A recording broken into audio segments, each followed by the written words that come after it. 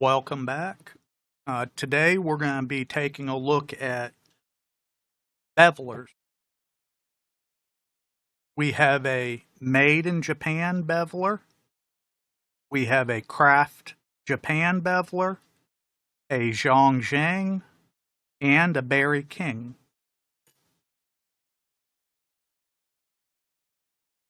The made in Japan, it is, in my opinion, the least quality of these four. And as we go through, we'll see why. Can this be a real good beveler? Absolutely, with a little bit of work. The Craft Japan is better. And I'd be able to use this without any problem, and I have.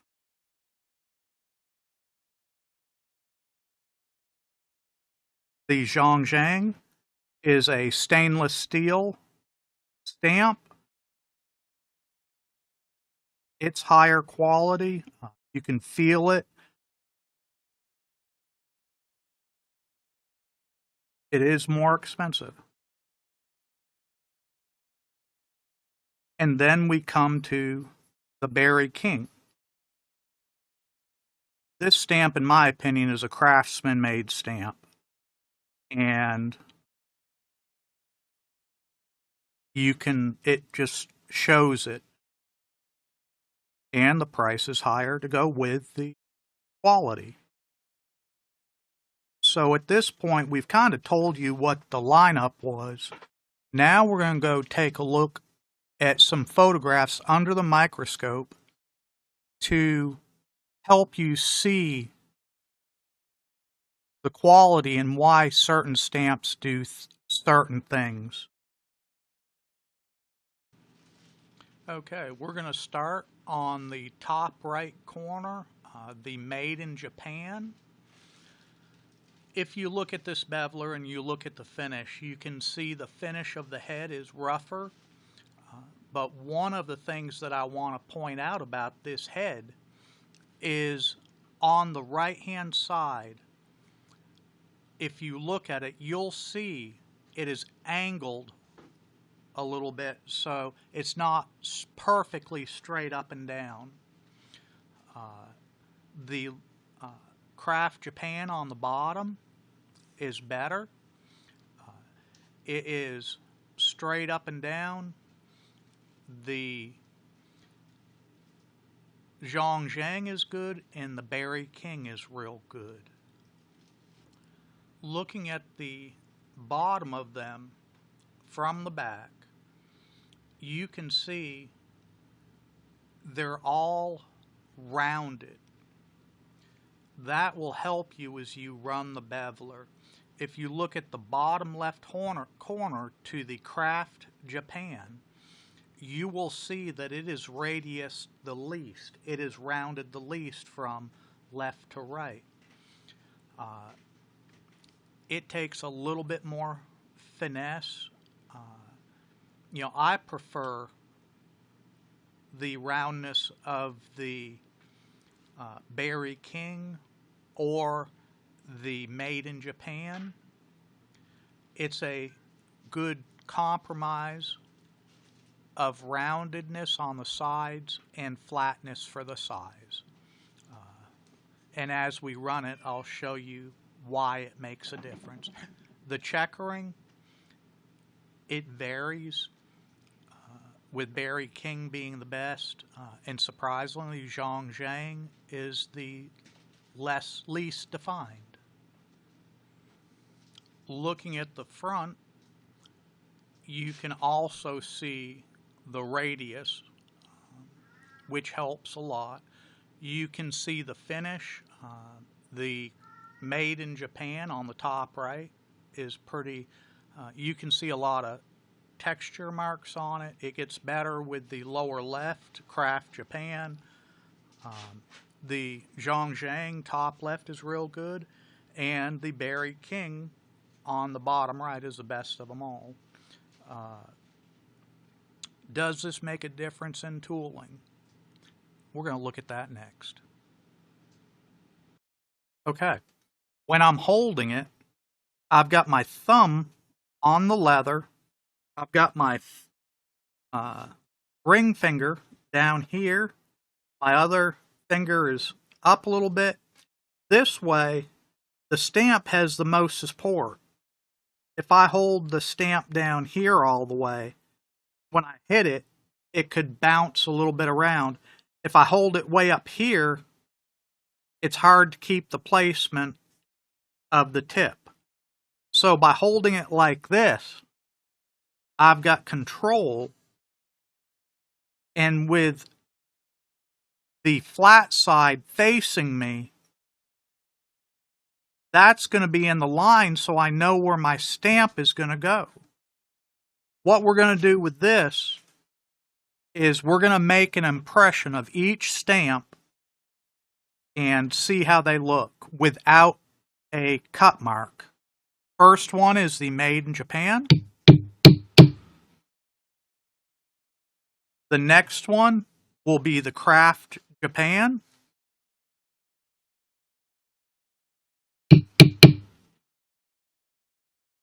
Followed by the Zhongzhang.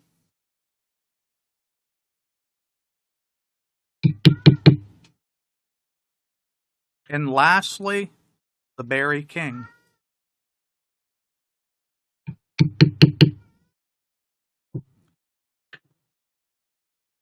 Each of these, you can see the Made in Japan and the Craft Japan have a shallower angle than the Zhongzhang and the Berry King. And they're both called, standard. These work real good. You just have to get used to them. And you can see the impressions that they leave. We talked about holding it. Well, now we're going to run a cut line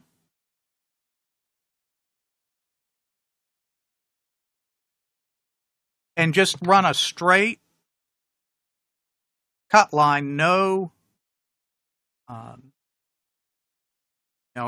fancy curves, and you'll see I'm putting the leather where I can see the cut line and I can see the placement of the stamp where it goes in the leather. It's hard for me if I'm doing it like this because I don't see and I can go off the line. So it's always better to see where you're stamping. And when I stamp,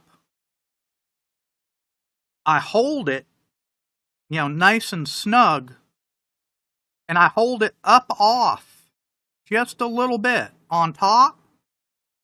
And when I hit it, you see how it's bouncing?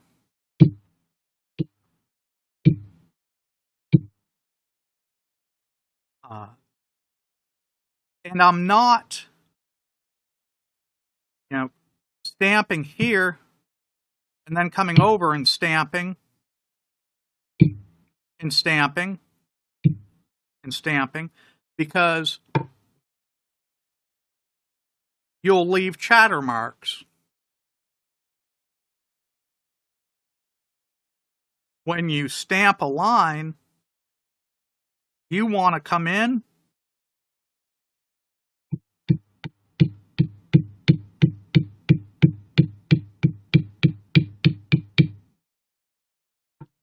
and go a little bit, and I'm only going between 1/3 and 1/2 of the width of the stamp and tapping it.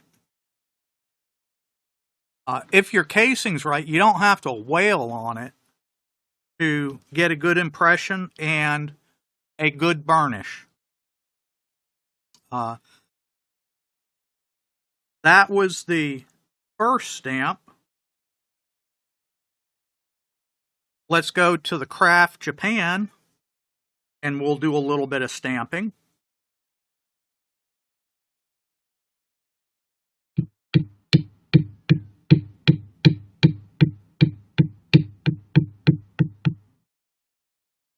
You'll see that I don't move a whole lot. Then we'll go to the Zhangjiang.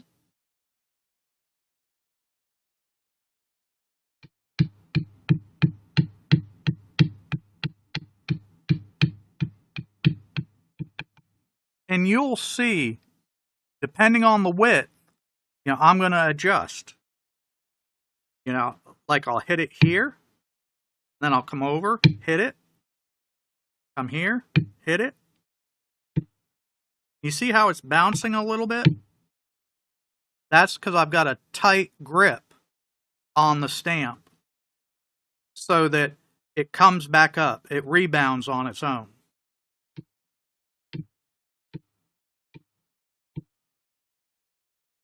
Now we'll go to the Berry King.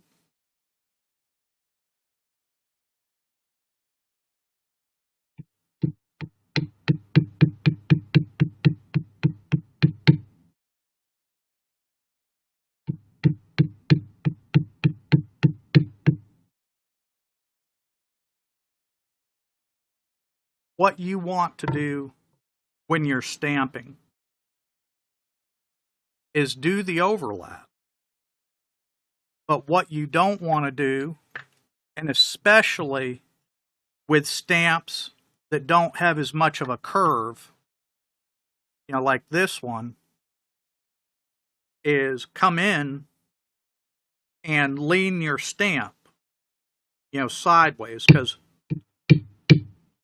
you'll see that you're going to get impressions in there. You want to stamp, you want this stamp to be nice and straight up and down, not leaning to the left or to the right when you're stamping. And especially when you're learning, you will, at times, lean it as you learn, because if you don't have a lot of stamps and you come in and you have to make a corner,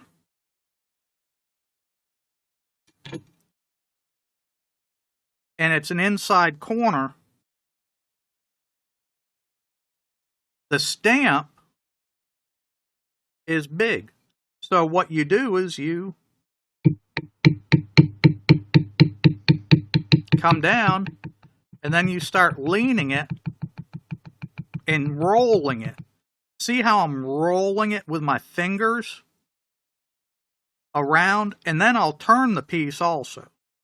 So I'm rolling it, but I'm taking very small movements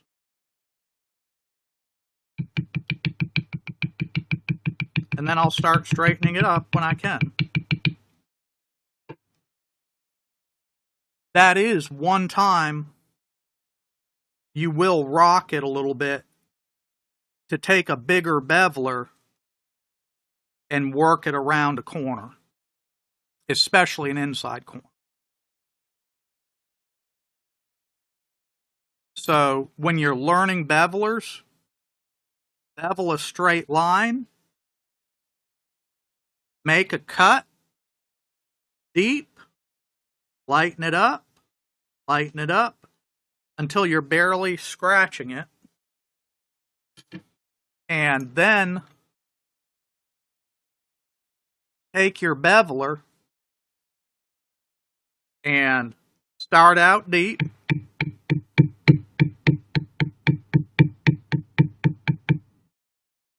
And then as the cut shallows out and lightens up, turn around and lighten up your hammering until you have a very light where it's going deep, and then it lightens up to barely a scratch. When you're first doing it, you might have to come in and clean up a little bit. That's fine. And then just hear how lightly I'm tapping it.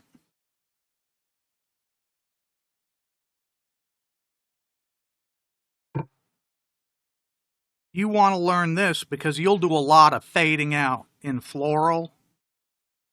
So being able to control the depth, because you always want to bevel as deep as you cut. So go from deep to shallow and go from shallow to deep. And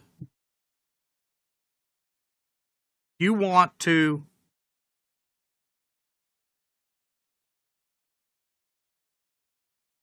be able to bevel left, and then you want to learn to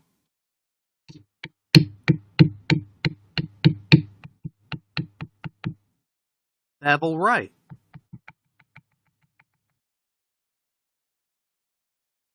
So that you can go both ways.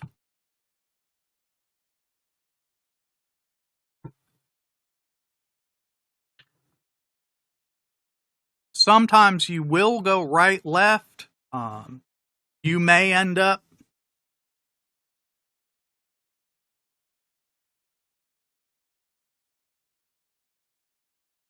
having to bevel sweeping corners. So, you'd start, and when you come around the corner, I'm rolling it like this.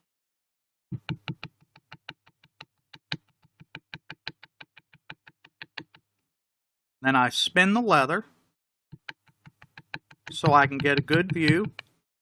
And then when I come around here, I'm rolling it back. You want to be able to bevel where you've got a nice smooth line. You don't want beveling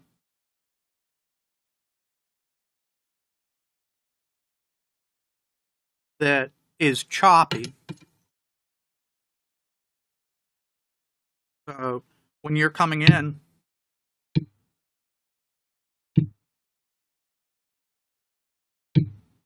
and once you get used to beveling, it can be hard to make rough beveling, because your mind and your body, you have muscle memory. So, and by the chop, that's what I'm talking about. You'll have marks in there. If you do, and you probably will in the beginning, I still have them after a while. It's not something that ends everything. You just come back in.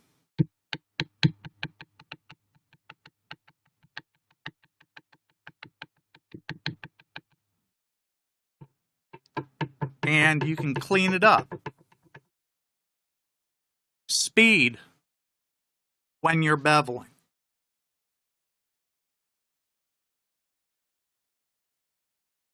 Speed is not important, okay? Because it may seem like I'm going real fast. The important thing is hit it, move, hit it, move.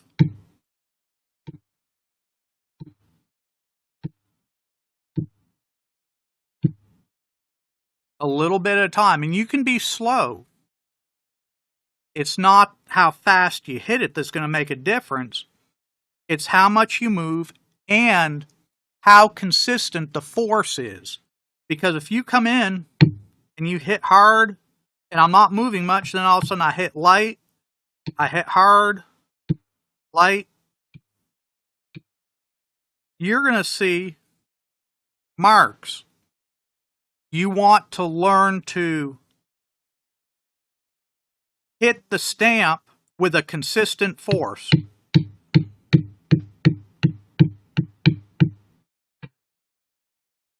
You will lighten it if you have your cut.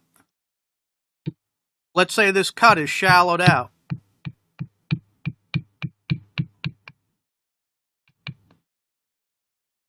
I'm going to lighten the striking of the stamp in a uniform manner so that it gently tapers out.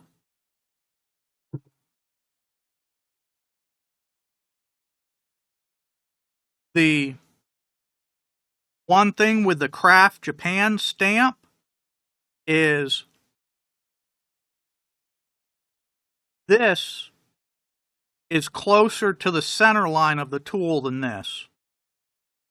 And this edge is not as sharp as the Berry King.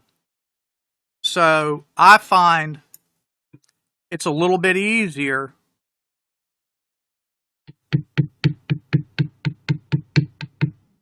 with the Berry King with a sharp edge, and I also get a cleaner bevel. What do you do if you have this problem? Real easy to take care of. You just take sandpaper or a little sharpening stone, and you just come in, you try to hold it perpendicular, and you just take it away.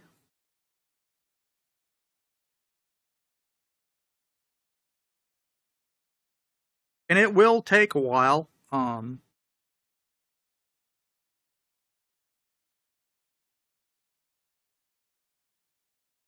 do it, you just have to keep at it. And this will also sharpen that edge up so that you're making this stamp do what you want it to do. And some people may not have a problem with that angle and everything. I find that the smaller tooling I do, the more important that edge is.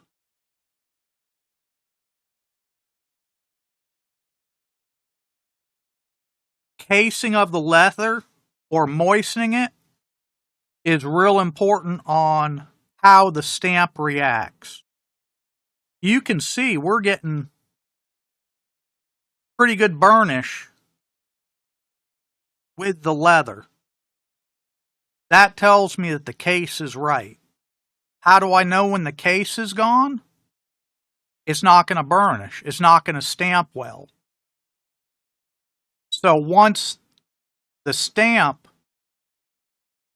isn't working right, it's not giving me the burnish, then I'll add a little bit of moisture.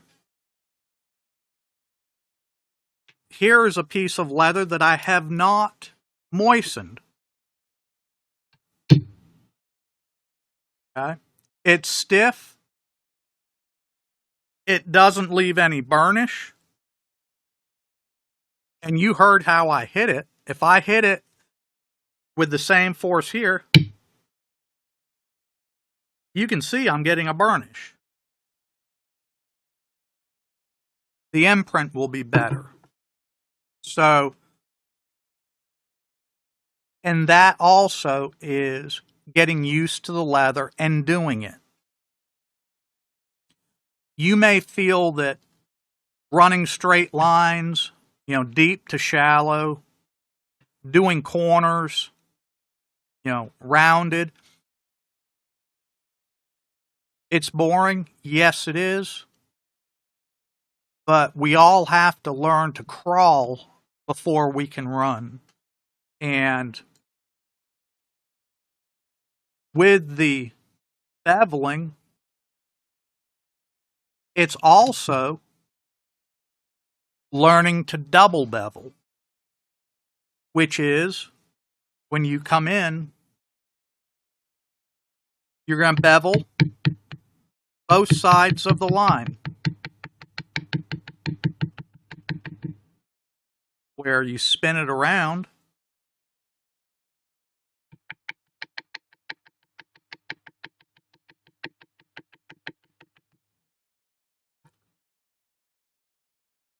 and you've beveled both sides. And there will be times where you will have to do that. There are times that you will do what's called a reverse bevel. You'll be beveling down one side, and then you've got to turn around and bevel the other side. So you've come in, you've beveled one side of the line,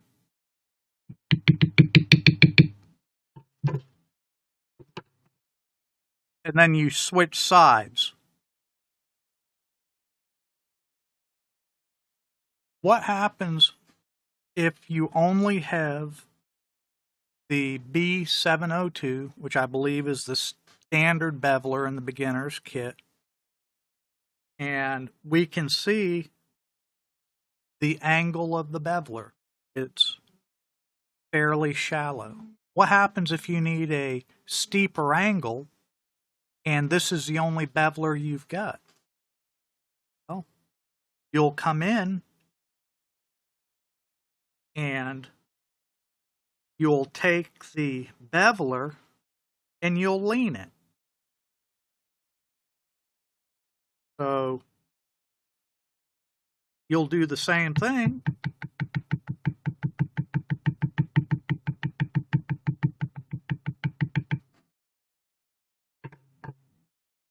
And see, now we have a steeper angle. And as you get used to this, you can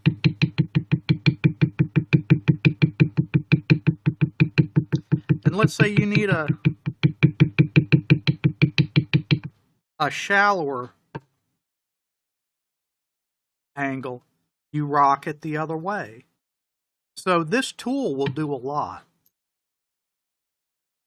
Where you'll see that coming into play more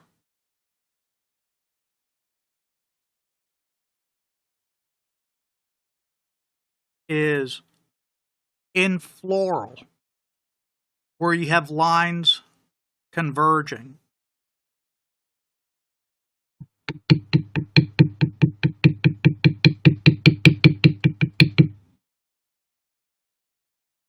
So you've got your main line, and then you've got this line coming in. The last thing you want to do is smush this down. So what you'll do is lean it back and come in. So you're running your beveler, and then as you come in, you just lift it up, lean it,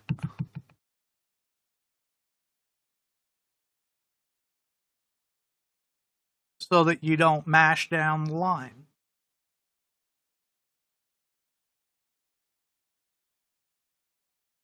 Bevelers, they'll come in checkered.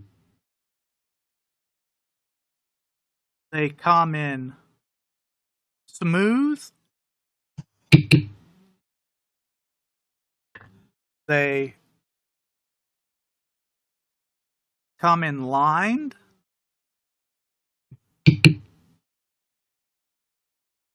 And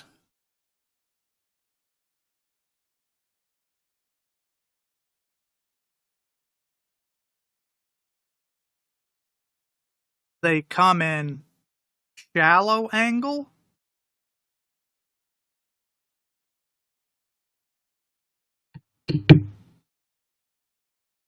They come in a steep angle.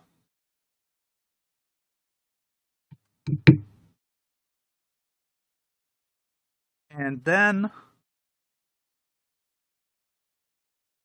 the standard angle.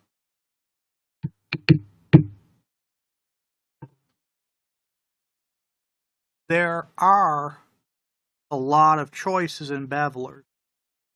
They also come in fine checkered to coarser checker.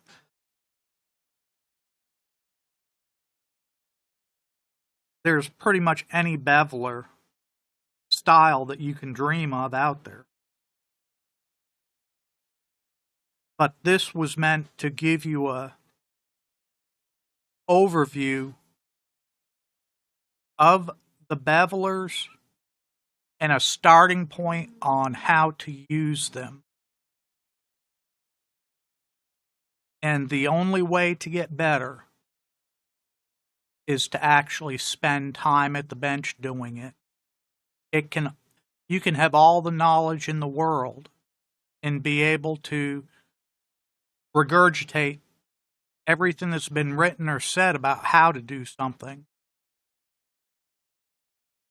But until you actually do it, you don't know how to do it. I hope this was helpful to you. Have a blessed day and happy tooling.